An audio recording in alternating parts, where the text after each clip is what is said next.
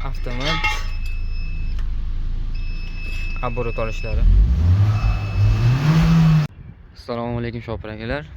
Xo'p, bugun gazel mashinasini olib qoldik. Bu akalarimiz Toshkentdan kelibdi. İşlerimizni ko'rib, aka bizga ham shunaqa bir baquvvat bir mashina motor qo'yib bering deb.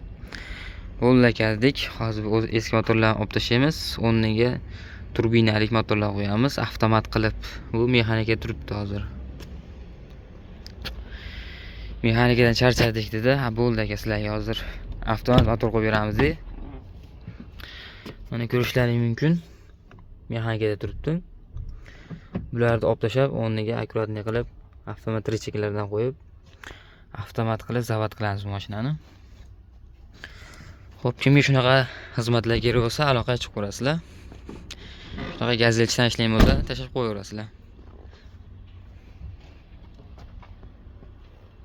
Doğrusu ana gazel mashinamizni motorlarni tushirib oldik.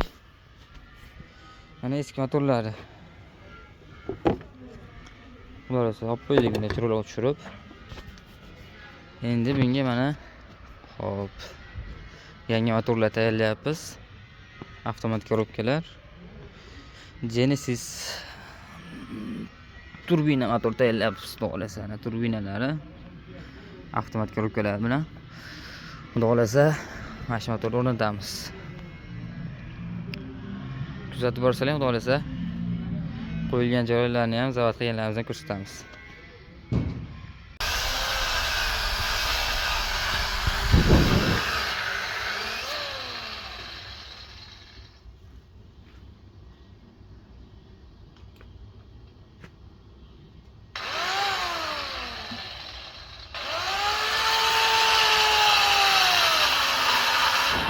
Assalomu alaykum shopir akalar, gazelchi akalar. Mana xohlasa avtomat tricheklarini o'rnatib bo'ldik. Gazel mashinasiga. Xo'p, motor tomonlarimiz ham xohlasa oz qoldi. Deyarli motorlarimiz o'rnadi. Motorlarni o'rnatdik. Turbina radiatorlar o'rnadi. Xohlasa endi hozir suvni radiatorlarini o'rnatamiz. Deyarlik bo'lib qoldi. Xohlasa kuzatib borsaling, bitarab videolar qilib qo'yib boramiz. Xohlasa gazel Nex mashinamiz bitdi. Avtomat holatda. Bunga Genesis 2 litrli motor qo'ygandik. Hozir bir zavod qilib ko'ramiz. Zavodchi.